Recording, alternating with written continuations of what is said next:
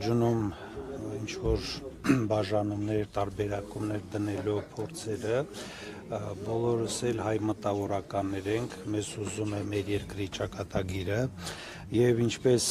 հին բարի ժամանակներում էին ասում, մտավորականությունը ժողովրդի ազգի խիղճն է, եւ այս տեսանկյունից մենք անտարբեր լինելու իրավունք չունենք, ընդհակառակը մեր ձայնը պետք է բարձրացնենք, որովհետև ճիշտ է որոշակի դեգրադացման պրոցեսներ կան, բայց ամեն դեպքում կարծում եմ, որ մեր ժողովրդի գոնե գիտակից զանգվածը սպասում է մտավորականության խոսքին, սպասում է մտավորականության քայլերին, որպեսզի իր համար համապատասխան հետևություններ կատարի։ Եվ կարծում եմ այսօրը այդ հնարավորություններից մեկն է, որպեսզի մենք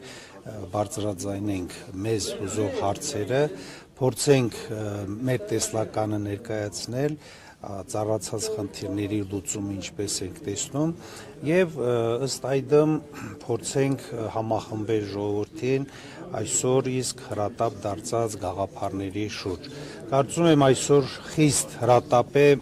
ինքնակազմակերպման, ժողովրդի համախմբման հրամայականը եւ այս տեսանկյունից մտավորականությունը մեծ անելիք ունի եւ այսօրվա հավաքը թերևս նաև այդ նպատակին է ուղղված։ Մտավորականության ձայնը այսօր որքանով է լսելի եւ պարոն Հարությունյան, որպես պատմաբան այսօր փորձ է արվում ջնջել նախորդ 30 տարիների պատմությունը, այդ թվում նաև Արցախի հայկական լինելն է հարցականի դրվում, այստեղ պատմաբաների դերը ինչ պետք է լինի, ինչ պետք է անեն նրանք։ Ես կներեք շարունակեմ, մտավորականությունը այսօր համարվում է ամենապասիվ հատվածը, որը չգիտես ինչի է սպասում, տեսեք, եթե վերցնենք Չարենցի ժամանակները, Թումանյանի ժամանակները, մտավորականներ իրենց հետևից ժողովրդին տանող այն խիղճն էին եւ այն բարոյական զանգվածն էին, որ այո, իրենց էր հենց վերապահված։ Ինչու է այս չեզոք դիրքորոշումը չի հետ է կապված։ Փաստորեն երկու հարցերը մեկը մյուսին լրացնում են, որտեղ մտավորականության ձայնը դժբախտաբար լսելի չէ եւ որոշակի մտայնություն կա, որ եթե ձայնը չի լսվում, իմաստ չկա այդ ձայնը բարձրացնել, բայց սա ճիշտ մոտեցում չէ եւ այսօրվա հավաքն էլ դրա փայլուն վկայություն է, որ ընդհակառակը պետք է անգամ եթե մեկ հոգի է քեզ լսում, ձայնը բարձրացնել, մեկը 10 դարձնելու ցանկությամբ։ Ինչ վերաբերում է նրան, որ մենք մտավորականներս պասիվ ենք, չի ասի, այստեղ ավելի ճիշտ կլիներ ձևակերպենք, որ այդ ձայնը չի լսվում, գործողություններ չեն դառնում, վարքագիծ չեն ձևավորում, աշխարհայաց չեն փոխում, այս առումով գուցե ինչ որտեղ ճիշտ լիներ, բայց ամեն դեպքում եթե մենք ավելի ուշադիր հետևենք այն բոլոր հնարավոր միջոցներով, որոնցով մտավորականը հնարավորություն ունի արտահայտվելու, արտահայտվում է, անգամ սոցիալական ցանցերի ընձեռած հնարավորություններն է օգտագործում եւ ուղղակի այսօր կարծում եմ հրամայական է դարձել այդ ամբողջը համախմբելու եւ մեկ գաղափարախոսության ծրագրի տեսքով ներկայացնելու համար։ Այս պարագայում կարծում եմ արդեն սա էլ է տեղից կշարժվի եւ մարդիկ կոնկրետ գործողությունների կարող են դիմել։ Ինչ վերաբերում է կոնկրետ պատմաբաններին, որպես պատմաբան կարող եմ ասել, որ մենք մեր աշխատանքը ամեն դեպքում կատարում ենք, օրինակ մեր ինստիտուտում ձևավորվել է խումբ արցախյան քաղաքական, մշակութային եւ այլ ոլորտներով զբաղվող։ Մենք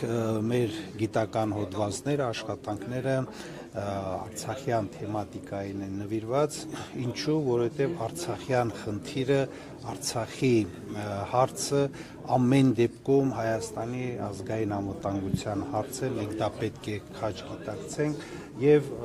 Արցախի կորուստից հետո կարծում եմ այլևս կասկածներ չեն մնացել, որ Արցախը եղել է եւ հուսով եմ կլինի Հայաստանի Հանրապետության անվտանգության կարևորագույն բաղադրամաս։ Իսկ Արցախ վերադարձի ինչ հնարավորություններ եք դուք տեսնում այսօր։ Ուրեմն Արցախ վերադարձին այլընտրանք չկա իմ խորին համոզմամբ։ Մենք հնարավոր քայլերը ձեռնարկում ենք նաև կազմակերպական առումով օգտագործելու բոլոր հնարավորությունները Արցախ համահավաք վերադարձը ապահովելու համար։ Դա կարող է լինել միջազգային իրավունքին ձեռած հնարավորությունը, դա կարող է լինել աշխարհաքաղաքական իրադրության փոփոխությունը, բայց եթե դրանք արտաքին գործոններն են, կարծում եմ մենք պետք է շեշտադրումը կատարենք ներքին ինքնակազմակերպման վրա, եթե 150,000 արցախցիներ գաղափարով, հոգեբանորեն, ֆիզիկապես պատրաստ լինեն վերադառնալու, արդեն վերադարձի ուղիները ինքնստիկյան կգտնվեն։ 2020-ից 23 թվականի պատերազմից հետո տարբեր այսպես թե քաղաքական դաշտում, թե մտավորականության դաշտում փրկության շարժումներ ձևավորվեցին, ովքեր նույնիսկ մարզեր էին գնում, հանդիպումներ էին ունենում, հավաքներ։ Ինչ եք կարծում, ինչու ամենայն դեպս խմորվում, բայց չի հունցվում այդ ընդհանուր ասելիքը, ընդհանուր պայքարը, որ նախնդիրը մարդիկ ծայրաստիճան հուսահատված են, փրկություն իդեմս ոչ մեկի չեն տեսնում, ինչն է պատճառը, ուշքի դեռ չեն եկել։ Իհարկե ձեր նշած գործոնները եւս իրենց ազդեցությունը ունեն, դեր ունեն, չեն կարող դրանք բացառել, բայց իմ կարծիքով գլխավոր հարցը այն օրակարգի ձևավորումն է, որը բոլորին իր շուրջը կհամախմբեր։ Եվ վերջին հաշվով նաև մենք պետք է մի կարևոր առանձնահատկություն ֆիքսենք, որ ավելի շատ մեզանում ընդունված է մտքեր գեներացնել, գաղափարներ առաջ քաշել, քան թե կոնկրետ գործողությունների դիմել։ Այն հանճարեղ զանգ կախելու պատմությունը, այո, ցավոք սրտի այսօր էլ արդիական է եւ կարծում եմ, որ վերջապես ժողովուրդը տեսնելով, որ գնալով այլևս կարող է վաղ ուշ լինել, վերջապես գործի կանցնի, խոսքից կանցնի կոնկրետ գործողությունների։ Եվ պարոն Հարությունյան, եթե կարելի է նաև Բաքվում խգերիների եւ պատանների հարցին անդրադառնալ, ինչ է պետք անել, մենք ամեն օր տեսնում ենք նրանց լուսանկարները, թե ինչ խոշտանգումների են ենթարկվում Բաքվի բանտերում, ինչ է անհրաժեշտ իշխանությունների շահարկումները նաև։ Այո, դժբախտաբար Բաքվում այդ կվազի դատավարությունը, այդ կեղծ դատավարությունը ոչ միայն կոնկրետ Արցախի նախկին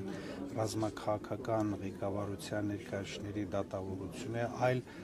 ամբողջ Արցախի դատավարություն է, ամբողջ հայ ժողովրդի դատավարություն է եւ նաեւ եթե կուզեք Հայաստանի Հանրապետության դատավարություն է։ Եթե դուք հետևում եք, նկատած կլինեք, որ փորձում են հանիրավի մեղադրելի աթոռին նստեցված մեր գործիչներից կորզել այնպիսի արտահայտություններ, որոնք կամարապնդեին ադրբեջանական կեղծ քարոզչական դրույթները եւ